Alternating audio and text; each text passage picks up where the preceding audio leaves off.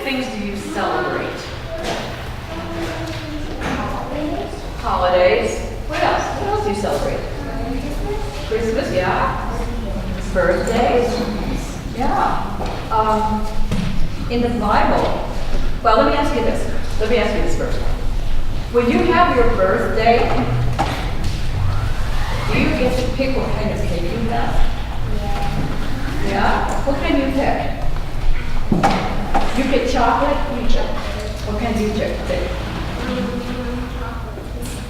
Everybody picks chocolate cake. Danny likes lemon. Danny likes lemon.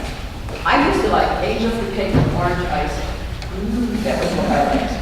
Anyway, I brought a box of cake mix with me today because we're talking about celebrations. In the Bible, it says, rejoice always. Rejoice means like celebrate. You know, be happy and celebrate and have a great time. And it says rejoice always. And it says rejoice in the Lord. Do you know what it means to rejoice in the Lord? No?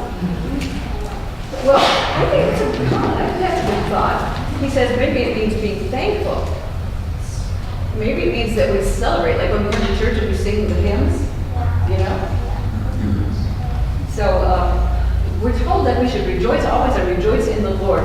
How can we rejoice in the Lord besides like singing the hymns? Be happy for Him? Yeah.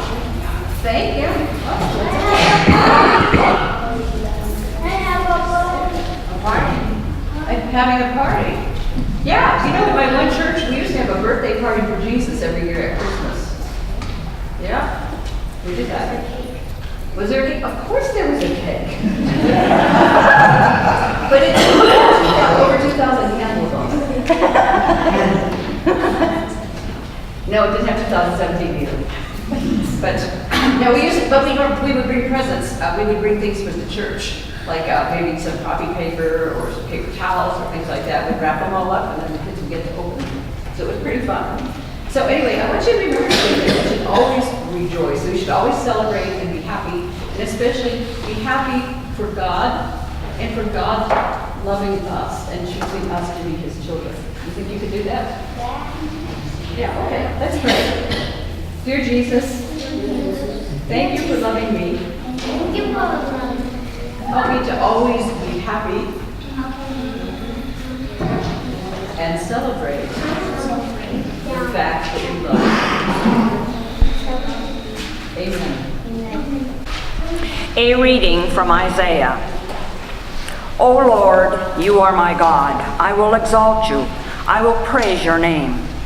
For you have done wonderful things, plans formed of old, faithful and sure.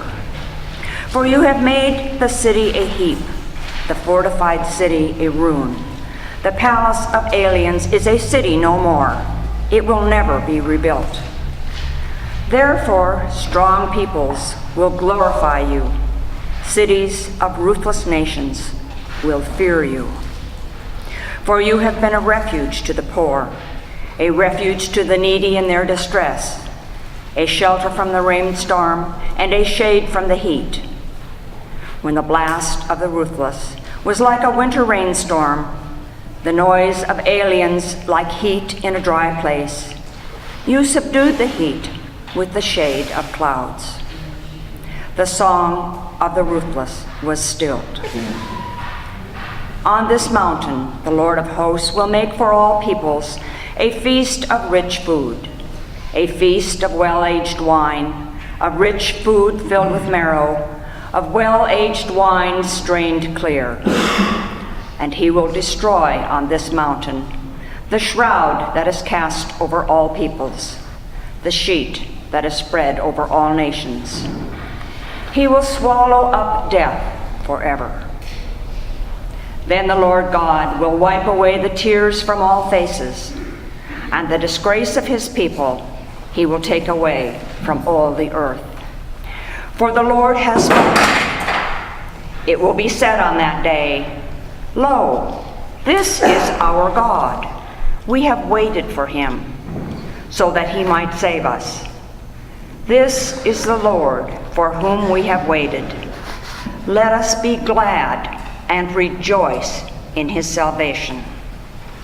The word of the Lord. Together, Psalm 23. The Lord is my shepherd, I shall not be in want. He makes me lie down in green pastures, and leads me beside still waters. He revives my soul, and guides me along right pathways for his name's sake. Though I walk through the valley of the shadow of death, I shall fear no evil, for you are with me. Your rod and your staff, they comfort me. You spread a table before me in the presence of those who trouble me. You have anointed my head with oil.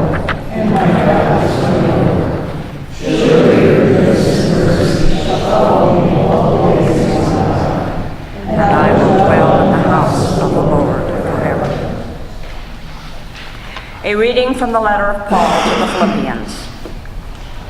My brothers and sisters, whom I love and long for, my joy and crown, stand firm in the Lord in this way, my beloved. I urge Euodia and I urge Syntyche to be of the same mind in the Lord.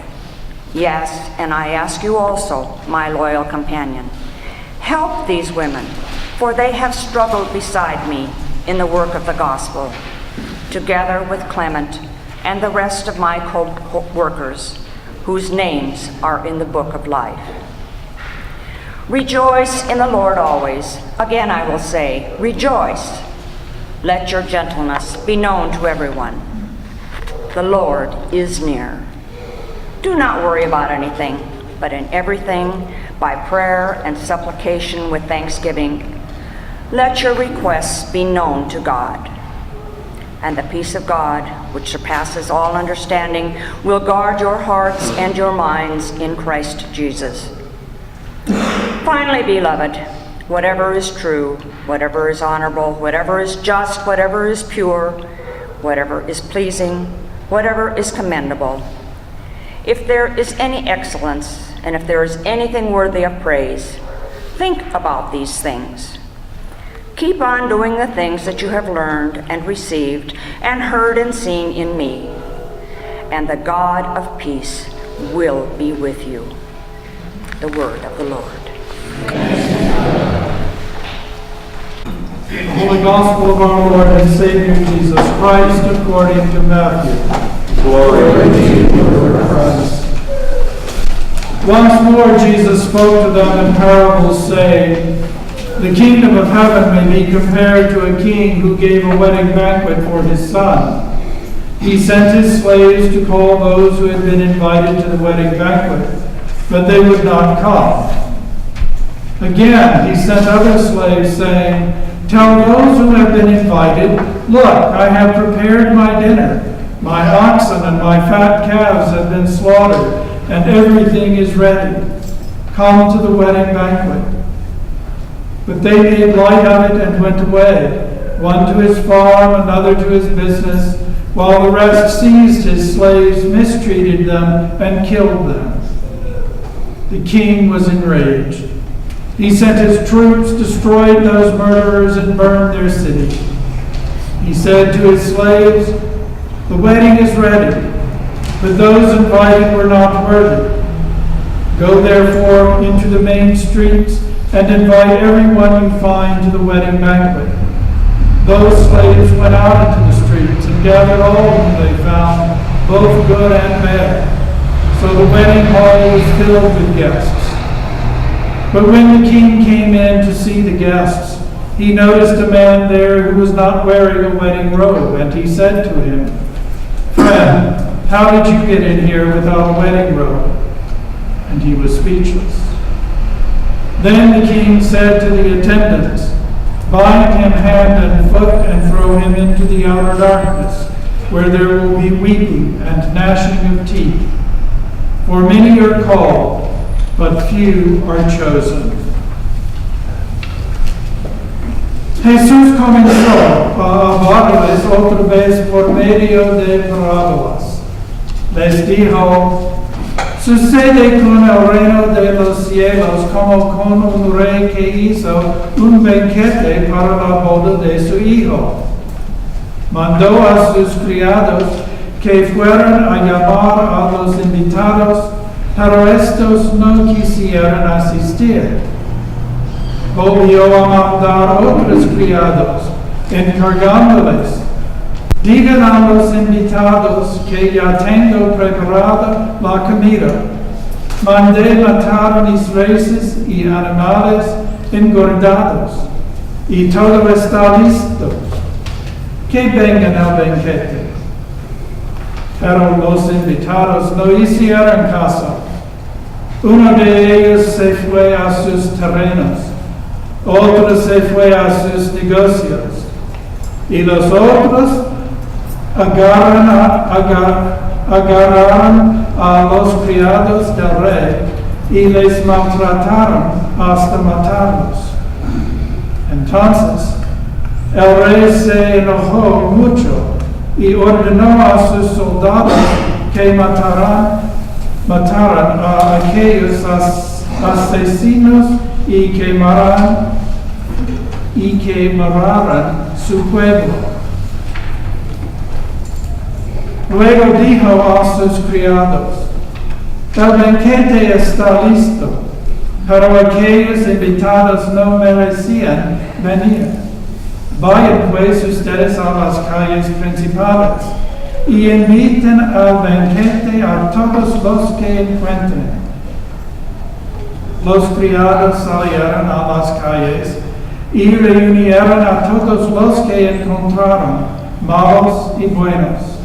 Y así la sala se llenó de gente. Cuando el rey entró a ver a los invitados, se fijó en un hombre que no iba vestido con traje de boda. Le dijo: amigo, ¿cómo vas a entrar aquí si no traes traje de boda? Pero el otro se quedó callado. Entonces el rey dijo a los que atendían las mesas: átenlo de pies y manos y échenlo a la oscuridad de afuera. Entonces vendrán el llanto y la desesperación, porque muchos son llamados, pero pocos escogidos. El Evangelio de Dios. The tone of the lessons today are set by the gospel. And the gospel is a story that is taken from Holy Week. And Holy Week brings us up to God's moment of the final judgment of the created order and the world. So it's in that context that we want to hear Isaiah and Philippians and the parable in Matthew. Isaiah does what Isaiah always does, especially in the first part. He tells the people of Israel that they have broken covenant, and because they have broken covenant, there are consequences. That God always holds us accountable for the decisions that we make. And properly, I guess, chronologically, Matthew echoes Isaiah. What happens to the people who are unfaithful? The city has been made a heap, the fortified city a ruin, the palace of aliens is a city no more, and it'll never be rebuilt. The judgment of God is serious stuff. It's not just, oh, golly gosh, that's okay, move on.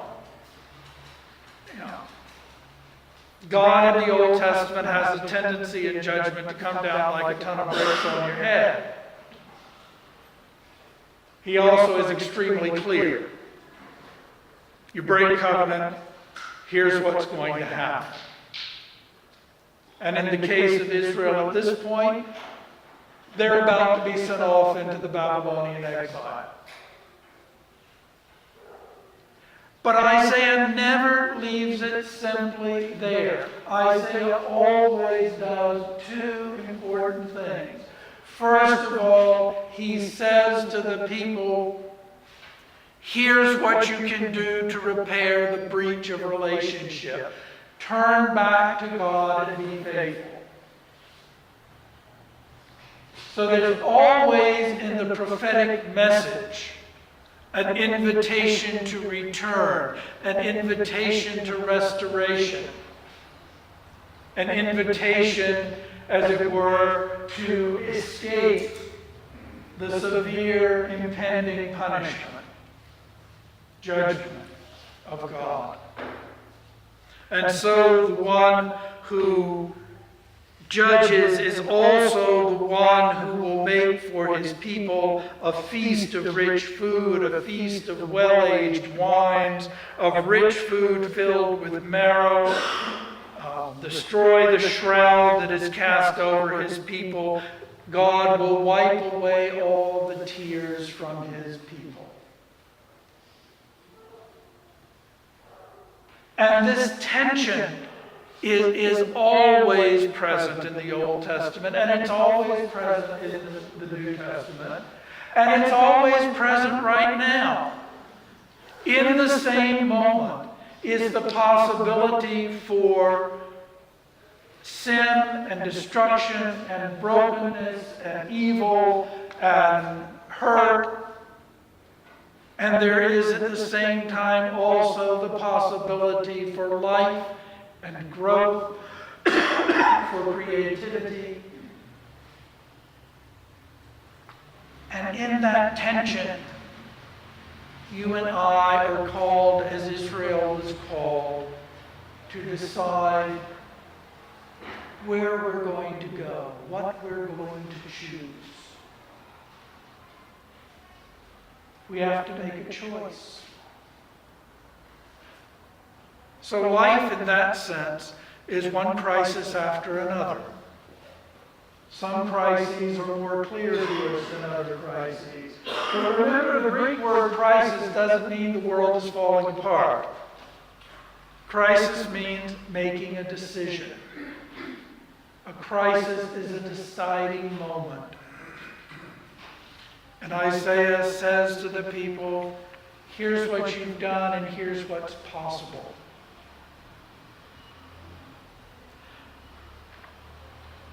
Paul talks to the people in Philippians, and I think this is a really important passage, if for no other reason. It's not the usually laundry list of lying, stealing, cheating, fornicating, and all the other things that Paul usually makes in his list of fun things to not do. It's always negative. But this is a positive list. This list says, rejoice. Let your gentleness be known. The Lord is near. And if you do that, if you're faithful, the peace of God which passes all understanding will be in you. And what is it that we need to do in showing our gentleness? How do we prepare our hearts and minds and souls to act in gentle ways, to act in faithful ways? It's not simply a matter of not doing a long list of stuff. What he tells us is whatever is true, honorable, just, pure, pleasing, commendable, excellence in anything. Think about those things. Put your focus on those things. Give your energy to building on that which is true and just and right and good. All of us have been brought up in a world in which one of the truisms almost is, well, you never learn anything when stuff goes right, but your mistakes, now that's where you really learn. And so pay attention to your mistakes. And that does two things to us. First of all, it puts our energy in a deficit position. We're thinking about things from the standpoint of what they lacked, or what did not work, or what was missing. And secondly, we're always thinking back, because we don't know something didn't work until after it was done. And so we don't go anywhere. So we fix what happened in the past. So what? Now what do we do? What Paul gives us here is a list that takes our energy and our thinking and our hearts and our souls and our creativity and focuses them on, okay, so now what? What is the thing that is good? What is the thing that is right? What is the thing that is just? What is the thing that is pure? What can I do that gives life?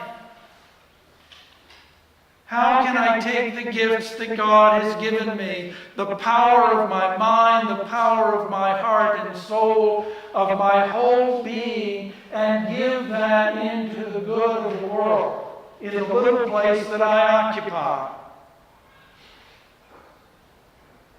You may recall the principle of chaos theory that says if a butterfly flaps its wings in Oaxaca, does the wind blow in Arabia? And the answer is yes. And what that says to us that is this: never underestimate the power of an opportunity to do the good, the just, the right, the pure, the pleasing. Because the truth is, we never know how far it will reach. We may know what happens around us, but we really never know how far one act of gentle kindness might change the world. And that's what Paul is calling us to. And to do that means that we are faithful people. We say our prayers. We nurture the relationship with God and Christ through the Spirit. We open our hearts and minds and souls for God to come and be present in us and through us. We take seriously God's empowering us to be gentle, kind, loving, powerful people in this world. And we live that reality. Not if it were true, or maybe it will be true, or we hope it will be true, but it is true. And we can live in the power of the good and the right and the just, because within our soul is the peace of God that passes all understanding.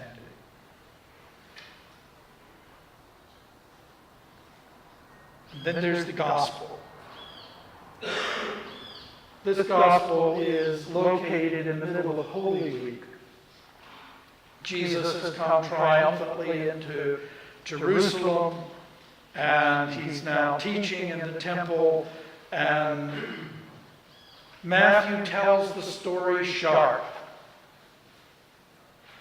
Matthew hardens the edges of the Lucan version. In the Lucan version, it's a rich guy who's having a big party and he invites all of his friends, and they say, no, can't really come. I got to mow the grass, wash the car, go to the grocery store, and then we're going to go to the beach. And the man says, fine, party's ready, we'll find people to come. So he sends his slaves out into the roadways, and they fill up the house, and a good time's had by all. This story, influenced by its setting in Holy Week, is a wedding feast. And that can take us to all kinds of places. Remember, the first miracle of Jesus was in the context of a wedding feast. The wedding banquet is a very particular banquet. And it's not just a rich guy who wanted to have a party. The king wants to have a banquet. And the king invites all manner of people to come. And they say no. Got to mow the grass, wash the car, go to the grocery store, and then we're going to the beach. And so he sends his messengers again, and they say, hey, look, the guy has prepared a really good feast. This is going to be a fabulous party. We've got ox, we've got fatted calves, it's all ready and waiting. And got to mow the grass, wash the car, go to the store, we're going to the beach. And then the other group, reminding us perhaps of the vineyard parable that we read a few Sundays ago, abused the messengers and killed them. The king was not a happy camper. And the king sent his soldiers and wiped them out. Easy, simple solution. Then he sent the guys out, fill up the place. They did so. He comes in, and some joker over there is not properly dressed. Now, in our world, which is fairly informal, we don't have the dilemma faced by the Dowager Countess of Grantham one evening when she came to dinner, and Lord Grantham and Matthew came in, and my God, they were dressed like they were going to a picnic. They only had tuxedos and black tie on. And, she thought, what's the world coming to? They aren't dressed for dinner. Wear the white waistcoat and the proper white tie and tails. But there's more here than just that. It's not just about dressing improperly. It's about trying to get away with something and pretending that you are something that you are not. And at the heart of the issue here is a lie. And that lie is to present oneself as faithful when one is not. And the cost of doing that, the choice of not being faithful, is that one is cast into the darkness where there's gnashing of teeth and wailing.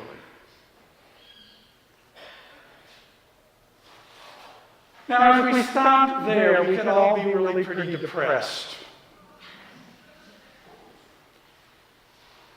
The symbolism is pretty obvious. The king is God, the dinner is the heavenly banquet, the son is Jesus, and everybody's invited to dinner, and some came and some didn't. And those who chose not to come paid a pretty high price. The wages of sin, Paul tells us, is death. And that's what that's about. If you choose the darkness, God is going to let you live in the darkness. If you choose death, God is going to let you or me die. That's our free will. That's, ironically, part of the nature of being made in the image and likeness of God. Not necessarily what God wants, but we can make it possible. See, what God is saying to us is that everyone is invited to the table. Everyone is invited to the kingdom. But don't show up pretending that one has been faithful when one has chosen not to be faithful. The kingdom is a kingdom of truth, not of a lie. And we cannot, you and I, pretend that we are faithful when in fact we are not. Now, that doesn't mean, I think, that God just consigns us willy-nilly to hell. Now, as I've said before, Richard Hooker, the Anglican theologian, was right when he said to the Calvinists, God did hold an election and everybody got elected. The issue here is showing up in truth.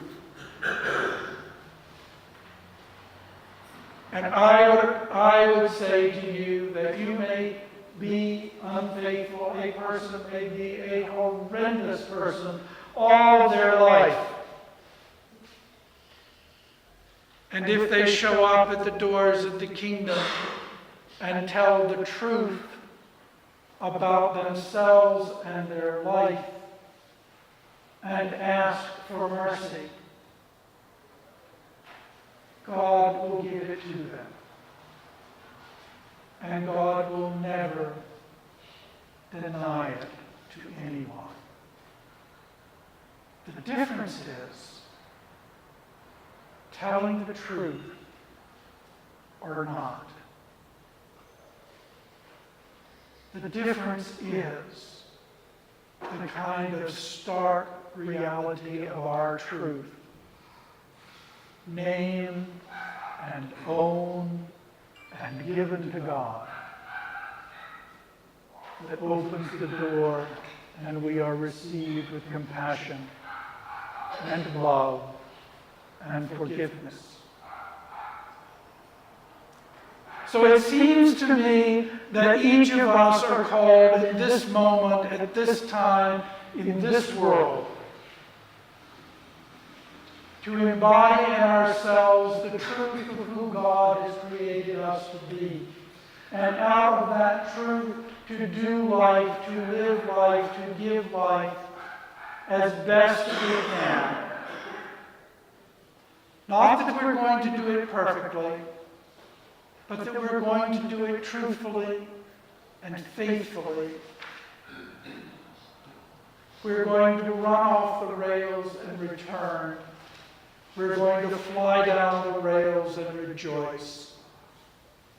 We're going to hold in our heart and our focus that which is good and right and true and excellent and life-giving.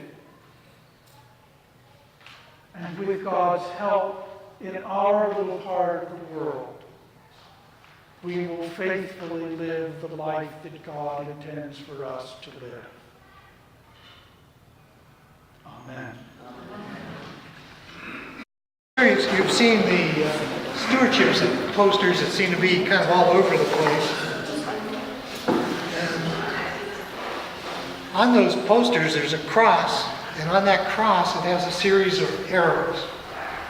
There's an arrow pointing down, which represents God's gift of, well, basically everything, all of creation and everything that we have and think. And there's an arrow pointing in, which represents our giving into the church, who then gives out to our community. This morning I'm going to try to focus on giving in. I wasn't here last week, but I know the week before Dan Morgan gave the talk and just did a fabulous job. And I'm sure Doug did a good job just as well. Unfortunately, I don't have the gift of public speaking. But I've always heard that a picture is worth 1,000 words. So I brought a few props this morning, and I'm hoping to paint a picture in your mind. Now, most of you that know me, or know me well, know one thing for sure. I'm cheap. And I have to tell you that my daily type of wine, I spend somewhere between 60 and 90 pesos. On a special occasion, I might bump that up to 110, maybe even 120. Now this one probably costs closer to 300 pesos.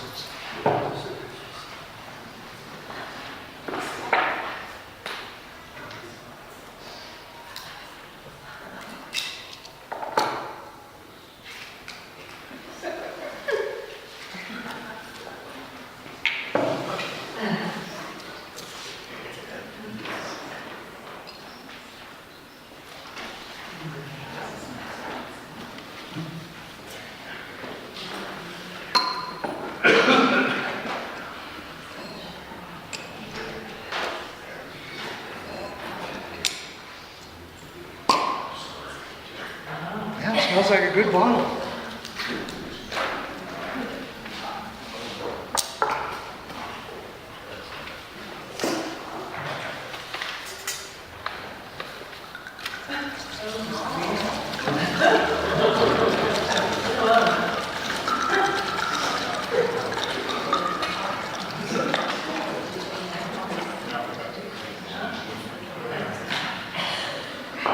Smells good. Now, this is a 20 peso bottle of vinegar.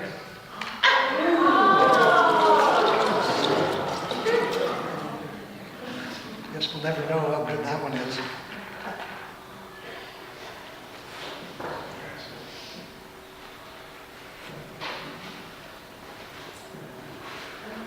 Now this is 200 pesos.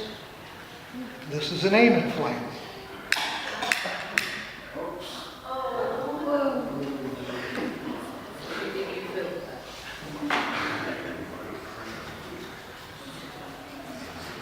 You know, I gave this talk a couple of times back in the U.S. and I really enjoyed it because there was this irony. I just loved it. Because on the U.S. currency it says, "In God we trust."